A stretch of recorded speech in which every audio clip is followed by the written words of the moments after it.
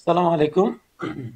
সবাই কেমন আছেন? আমরা আজকে আলোচনা করব ফরচুন শুজ নিয়ে। আজকের তারিখটা সবার আগে একটু দেখে নিই। আজকের তারিখ হচ্ছে 14 ফেব্রুয়ারি, ভালোবাসা দিবস। নো প্রবলেম, এটা নিয়ে আমার কোনো প্যারা নেই। আপনারা জাস্ট একটা জিনিসে আমি এখানে আসলে আলোচনা করতে আসছি, যেটা আলোচনা না করলেই না। ফরচুন শুজ নিয়ে আমাদের সবার আগে আসলে যে জিনিসগুলো দেখতে হয় সেটা হচ্ছে ফান্ডামেন্টাল ইস্যুসগুলো অনেক রিগার্ডলি দেখতে হয়। রিগার্ডলি কেন দেখতে হয়? তার কারণ হচ্ছে এখানে অনেকগুলো ফ্যাক্টর হিসেবে আসলে মার্কেট কাজ করে। তো সবার আগে আমরা যে জায়গাটা নিয়ে কাজ করব সেটা হচ্ছে এই পার্টে আমাদের দিকে একটু যদি তাকাই তাহলে আমরা দেখব এখানে পি রেশিও, আমি এটাকে তেমন একটা আসলে স্টক নেওয়াটা আমার কাছে কখনোই রিলায়েবল মনে হয়নি, সে কারণে এটাও দেখি না। এই জিনিসটা আমি একটু দেখি এখানে।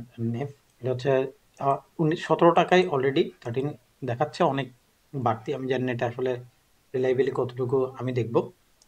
মূল জিনিসটা হচ্ছে 17 কোটি শেয়ার মার্কেট আছে। আচ্ছা, 17 কোটি শেয়ারের পরে আমরা যে জিনিসটা দেখতে চাইবো সেটা হচ্ছে এখানে এটা কত। এটা হচ্ছে ডিরেক্টরের কাছে মিনিমাম যে আসলে পার্সেন্টেজ থাকার কথা সেটা আছে। পাবলিকের কাছে আছে 52%, ইনস্টিটিউটের কাছে আছে বাকি 16%। আচ্ছা, এখন ফ্যাক্টর হচ্ছে এটাতে মার্কেটের যে আসলে কি বলে আসলে অবস্থান, ঠিক আছে, কোম্পানির অবস্থান, পাবলিক অবস্থান এবং ইনস্টিটিউট, যেহেতু মার্কেটটা চালায় ইনস্টিটিউট, ব্যাংকেরা। তো ইনস্টিটিউটের আসলে ইন্টেনশন যদি না থাকে তেমন একটা, এই মার্কেটগুলো অনেক গ্রাজুয়ালি মুভ করতে পারে না। আচ্ছা, এরপরে এটা 25 সেপ্টেম্বর আপনার জেড ক্যাটাগরিতে চলে গিয়েছিল লাস্ট ইয়ার 2024-এ। তো আমরা তখনও অলরেডি দেখেছিলাম মার্কেটের আসলে পরিস্থিতি খুব একটা যে ভালো না, সেটা আমি আপনি জানি। আচ্ছা, এরপরে এখানে আমাদের দেখতে হবে, এটা হচ্ছে এই মুহূর্তে পর্যন্ত জেড ক্যাটাগরিতে আছে এবং নতুন যে কোয়ার্টারের সাবমিশনগুলো এসছে সেখানে কোথাও ডিভিডেন্ডের ওরা ডিক্লেয়ার করেনি। এই কারণে প্রাইস এগুলোর দিকে আমাদের সেরকম কোনো আসলে কি বলে, জেড ক্যাটাগরিতে থাকা শেয়ারগুলো নিয়ে মানুষ মাতামাতি করে, যাতে আমরা আমাদের মতো করে থিঙ্ক করি। তো এখানে মূল যে জিনিসটা সেটা হচ্ছে লং টার্মের লোন তেমন একটা নাই, আর শর্ট টার্মের লোন আছে আপনার 42 কোটির মতো, কিন্তু অথরাইজ ক্যাপিটাল বেশ বড় এবং মার্কেট ক্যাপিটালও বেশ বড়। আচ্ছা, এখন ফ্যাক্টর হচ্ছে এই তিনটাকে যদি আমরা কনসিডার করে দেই তাহলে কোম্পানি মোটামুটি ভালো, শুধু এই জায়গাটা ছাড়া। এটা যদি আমাদের 40 to 45 হতো, দ্যাটস গুড এনাফ। এটা যদি আমাদের 30 to 40 হতো, তাও গুড এনাফ। তো ব্যাপার হয়ে যেত তখন 50-50। এখানে ইনস্টিটিউট 20% থাকুক, 25% থাকুক, ডাজেন্ট ম্যাটার। বাট এটা কম হওয়া উচিত ছিল, যেটা এই মুহূর্তে নেই। কারণ পাবলিক 52, মানে 53 ধরেন, এটা তো আর 9.99 কোনো বড় ইস্যু না। আর শেয়ারের সংখ্যাও কম, অনেক কথা বলে গেছে, তো কথা বলার আসলে এখানে কিছু নাই। আমরা চলে যাবো সরাসরি টেকনিক্যালে। এগুলো নিয়ে কোনো একদিন বিস্তারিত কখনো যদি সুযোগ হয় অবশ্যই আলোচনা করবো আমরা।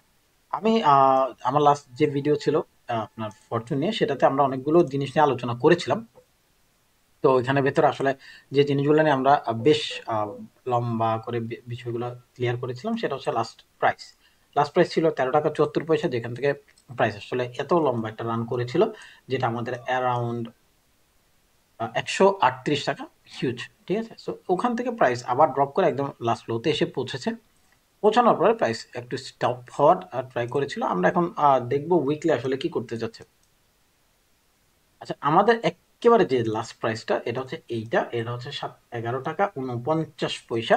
এখনো প্রাইস এখানে টাচ করেনি, ঠিক আছে। আমি বলছি না প্রাইস এখানে টাচ করতে আসবে এরকম কোনো কিছু, কারণ এটা আসলে অনেক বড় একটা রান। যদি তাকে এইখানে পর্যন্ত আসতে হয় তাহলে 28 টাকা পর্যন্ত যেতে হবে, যেটা এই মুহূর্তের জন্য অনেক লম্বা একটা রান, যেটা সে ব্রেক করতে পারবে না উইকলি এর ক্ষেত্রে। আসবো ডেলি এর ক্ষেত্রে, ডেলি কি ধরনের মোটিভ দেখাচ্ছে বা ডেলি এর আসলে মোটিভটা কি সেটা নিয়ে একটু আলোচনা করব।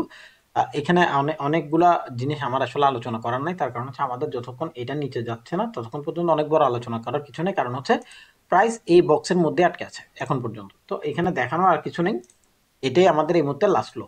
তো প্রাইস এইখানে কি করছে সেটার উপর ডিপেন্ড করে, যেহেতু প্রাইস এখানে আসার পরেই আসলে একটা মুভ ব্যাক করার চেষ্টা করেছে।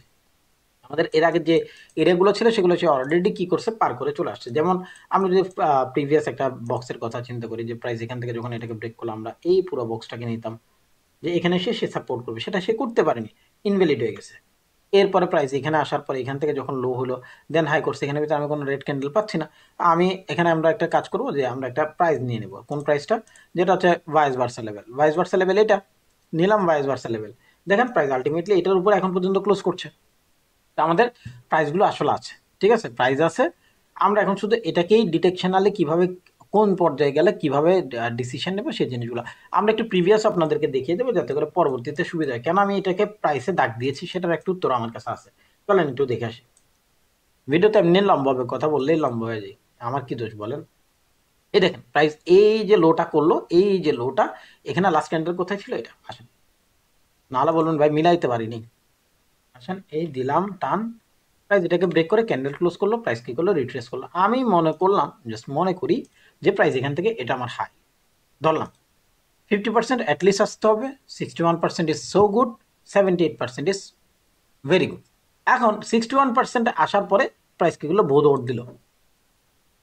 আমি তো মার্কেট চালাই না ভাই, মার্কেট চালানোর কোনো সাধ্য আমার কাছে নাই, আমি সে সুযোগও নেব না, আসবে না আমার কাছে সে টাকা, আমি এত টাকা পাবো। এখানে আসেন, সেম প্রাইস এখানে আসলো, হাই করলো, দেন লো করার ট্রাই করতে পারেনি, এটাকে ব্রেক করলো। এগুলো কিন্তু উইকলিতে বলছি।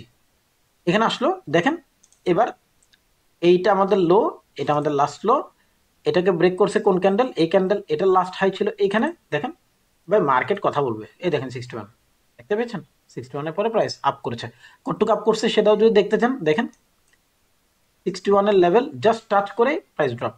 আমার না ভাই, এটা মার্কেট বলবে কথা, ঠিক আছে। প্রাইস প্রাইস কত, 2576, এই দেখেন এখানে লেখা আছে 2576। আমরা এই ক্যান্ডেলটার এখানে, ও এখানে তো আমার প্রাইস নেই, এটা লাস্ট হাইটা কেমনি ধরবো, এটা লাস্ট হাই ধরবো, এটা 2576 দেখেন, 2574 জাস্ট প্রাইস এটাতে টাচ করে আবার ড্রপ করছে সেম জায়গায়। তো এই জিনিসগুলো আমাদেরকে জানতে হবে, মার্কেট কখন কিভাবে কোথায় কাজ করবে, ঠিক আছে।